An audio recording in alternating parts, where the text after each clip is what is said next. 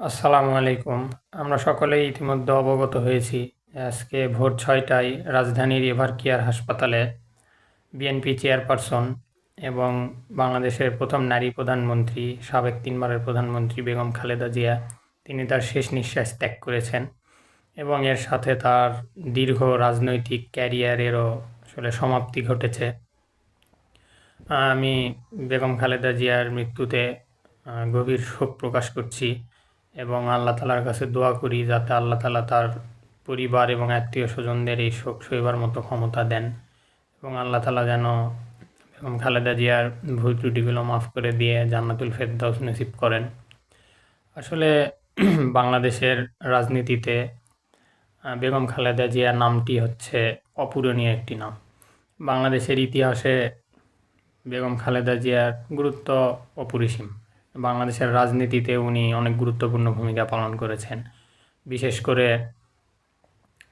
জিয়াউর রহমানের মৃত্যুর পরে উনি বিএনপি দলটাকে যেভাবে সংগঠিত করে এই ২০২৫ সাল পর্যন্ত ধরে রেখেছেন, যদিও গত প্রায় ৫-৭ বছর ধরে তিনি আসলে রাজনীতিতে তেমন একটা সক্রিয় না, কারাবন্দী ছিল। তারপরও লাস্ট ২-৪ বছর হবে তিনি গুরুতর অসুস্থ।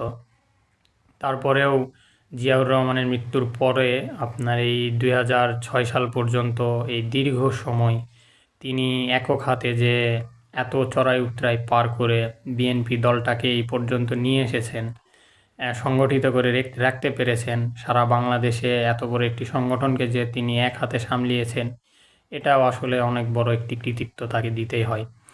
বিশেষ করে উনি আপনার এরশাদ বিরোধী আন্দোলনে ৯০-এ আপনার সামরিক শাসনের বিরুদ্ধে যে আন্দোলন হয়েছিল, সেই আন্দোলনেও তিনি ওনার ভূমিকা ছিল অপরিসীম। এরপরে আপনার আমাদের বাংলাদেশে যে তত্ত্বাবধায়ক সরকার ২০০৭ সাল থেকে ২০০৬ সাল থেকে ৮ সাল পর্যন্ত সম্ভবত, আমি যদি ভুল না করি, মঈনুদ্দিন ফখরুদ্দিনের যে সরকার, যেটাকে 111 আমরা বলে থাকি, সেই সময়েও আসলে দুর্নীতির দায়ে তাকে এবং আওয়ামী লীগের আপনার হচ্ছে দলীয় প্রধান শেখ হাসিনা, তাদের দুইজনকেই বাংলাদেশের আসলে ইতিহাসে এটাই প্রথম যে আওয়ামী লীগ বিএনপির দুই নেত্রীকেই একসঙ্গে আসলে জেলে রাখা হয়েছিল এবং যেটাকে বাংলাদেশের রাজনীতির মানে একটি পার্ট আপনার -2 ফর্মুলা হিসেবে বিবেচনা করা হয়।